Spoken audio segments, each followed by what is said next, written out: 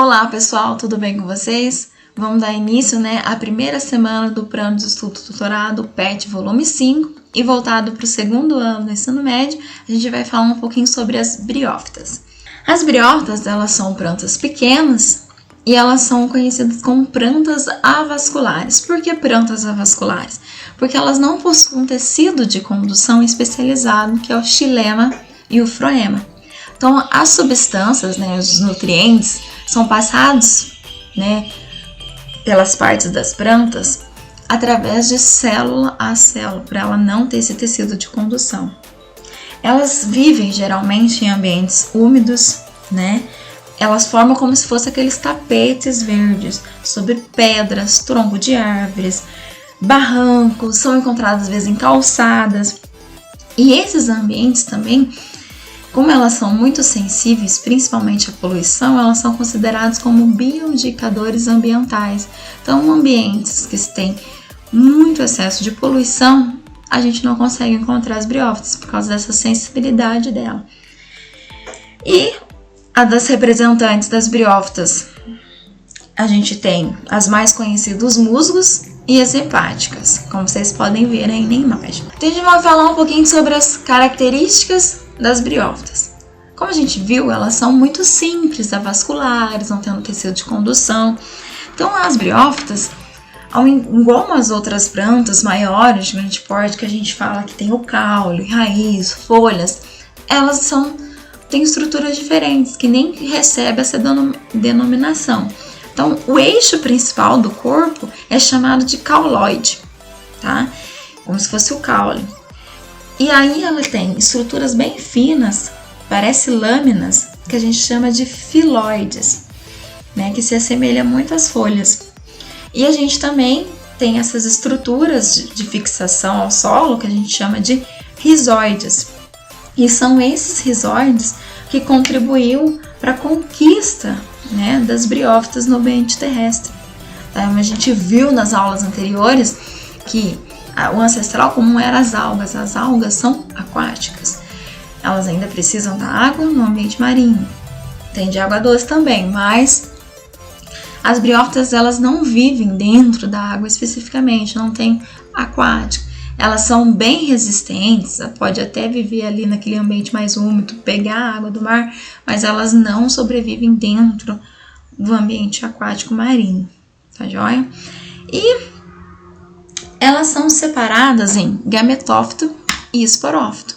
O gametófito é a parte mais, vamos dizer assim, a fase da vida das briófitas mais longas, que a gente chama até de fase livre. E a gente tem o esporófito, que é a segunda fase, onde até eles estão começando a produzir os esporos, e é uma fase mais curta de vida dela.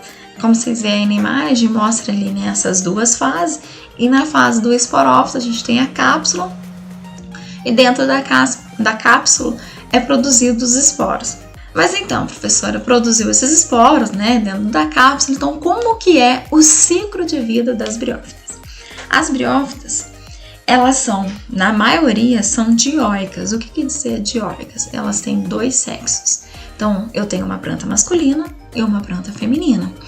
Existem algumas também que são, monóicas, que a gente chama de hermafroditas, que uma única planta eu tenho o sexo masculino e o feminino, mas na maioria elas são dioicas, tá? Então, como vocês podem perceber na imagem, eu tenho aqui o gametófilo masculino e o gametófilo feminino. Na fase do gametófilo masculino, então vamos imaginar, ele formou os esporos, que a gente tem no masculino, a gente chama de anterozoide. Esses esporos, eles são liberados, como vocês podem ver aqui na imagem, eles são liberados, e ele precisa da ajuda da água para ele encontrar a oosfera, feminina. Ele encontrando a oosfera, aqui esses esporos vão se desenvolver zigoto, vai desenvolver tudo. E esse esporófito, ele vai crescendo sobre o gametófilo. Então, tem o gametófilo que vocês podem ver aqui, que parece essas folhinhas, e você vê que o esporófito está crescendo sobre esse gametófilo. Então aí ele vai se desenvolvendo na planta adulta, forma de novo esse esporófito, né, que ele cresceu sobre a planta feminina, formou a cápsula, essa cápsula lá dentro formou os esporos. Quando ele está numa fase, digamos, madura, ele libera esses esporos. Ele liberando esses esporos, que a gente chama de protoderma, cai no solo propício, principalmente úmido, e eu começo a ter a geração de uma nova planta, tá? Então, o ciclo de vida, ele é curto, simplesmente assim, né? Ele só vai, o gametóforo masculino tem o feminino, eles vão se encontrar, sempre lembrando que precisa da água para que isso aconteça, tá? Então, ele que vai impulsionar para que os esporos consigam chegar no seu destino. E o PET, né, volume 5, trouxe algumas questões relacionadas às briófitas, e a primeira questão fala assim: as briófitas são plantas que geralmente não atingem grandes alturas. Essa característica é determinada principalmente pelo fato que o que é que não, né, uma característica que faz com que elas mantenham um porte muito pequeno. Letra A. As briófitas não apresentam vasocondutores, como eu falei, né, no começo ali, elas não possuem xilema e floema. Toda a substância tem que passar célula a célula. E isso dificulta que a planta cresça. Essa tá certa.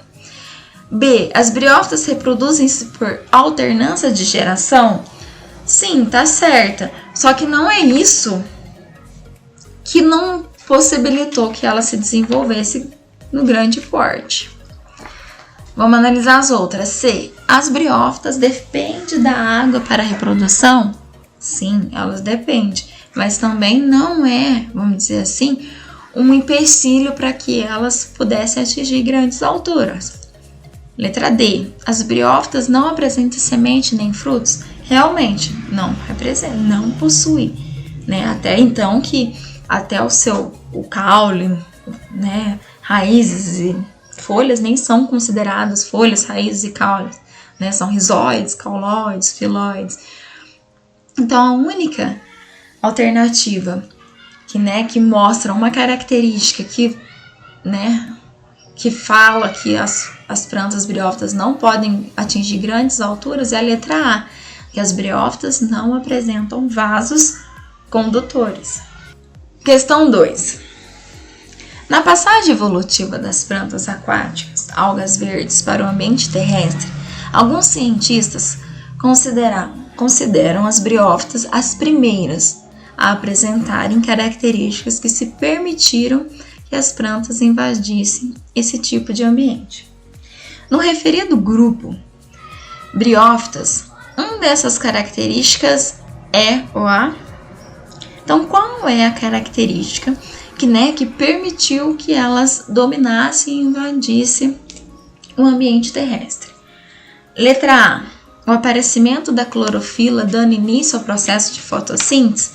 Não, porque a gente sabe que as algas, uma das características dela, né, o que se parecia muito com as plantas, é a capacidade de fazer fotossíntese. Então, não é isso. B. Surgimento de tecido de condução? Também não, porque a gente sabe que ela não tem um tecido de condução. C.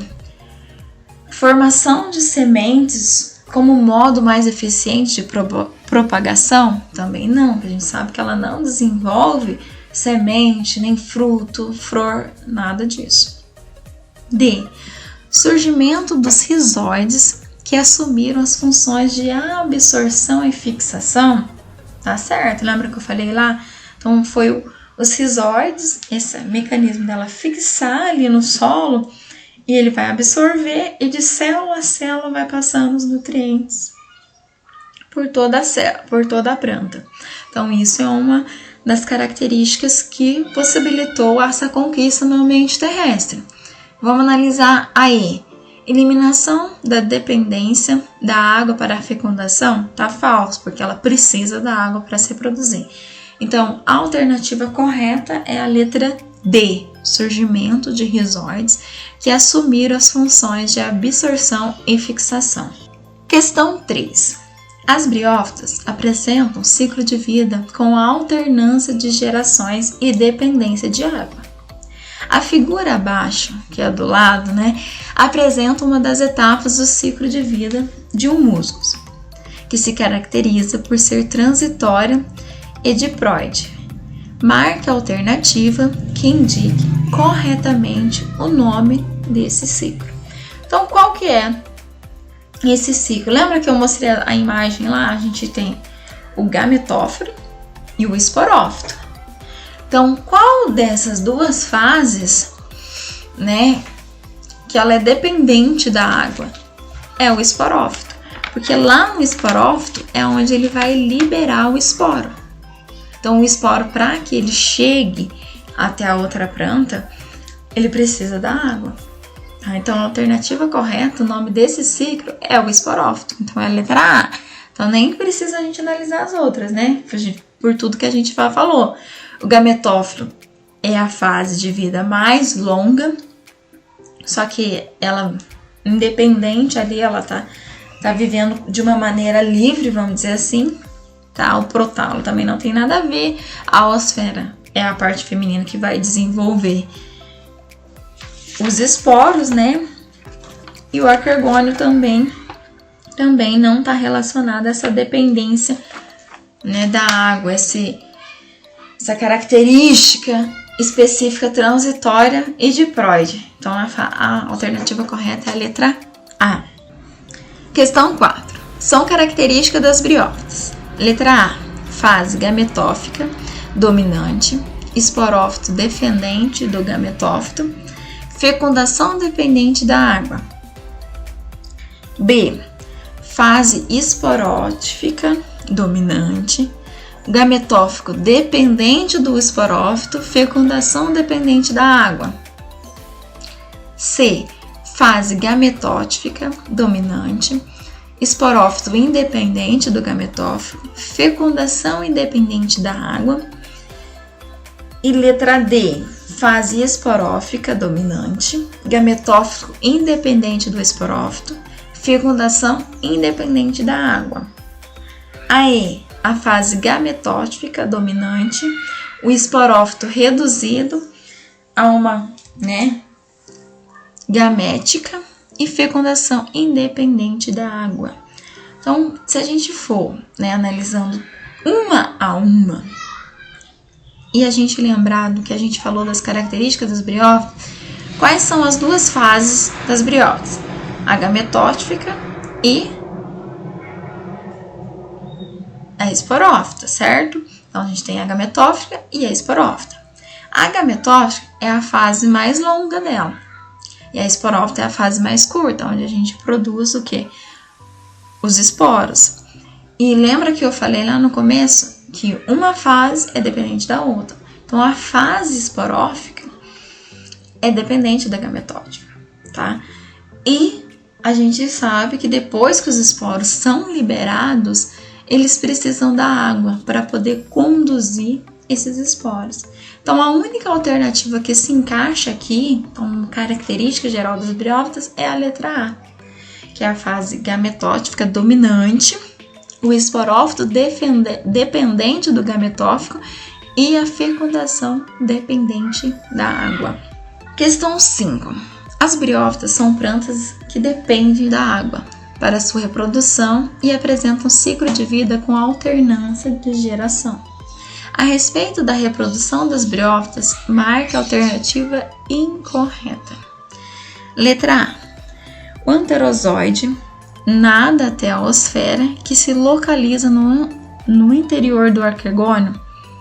Tá certo? Tá? Então, o anterozoide, que a gente chama como se fosse o esporo lá, ele vai precisar da água, por isso que a gente fala que nada até a oosfera, que fica lá no interior do arquegônio, tá?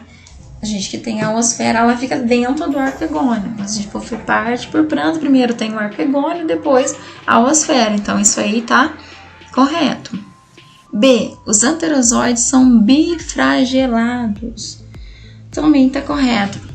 Esse bifragelados é uma condição que ajuda ele a se movimentar com a água para chegar no seu local, Então isso aí é um mecanismo que facilita ele chegar até a oosfera. C. Os esporófitos são completamente independentes dos gametófitos? Não, até como a gente viu na questão anterior, a fase, né, esporófica, ela precisa da fase gametófica. Então, um é dependente do outro. Então, eles não são completamente independentes. A C está errada. Vamos analisar as outras. D. Na cápsula dos esporófitos são produzidos esporos? Verdadeiro. E. As briófitas também se reproduzem de maneira assexuada? Também está correto. Porque a gente viu que a gente tem algumas plantas que são monóicas. Então, tá correto. Então, a única alternativa que está errada é a letra C, que os esporófitos são completamente independentes dos gametófitos. Então, pessoal, a gente vai ficando por aqui. Espero que vocês tenham gostado da aula. Deixe o seu like, se inscreva no canal para continuar acompanhando, né, a correção do plano de estudo tutorado. E logo a gente vai encerrar mais essa etapa. Até a próxima!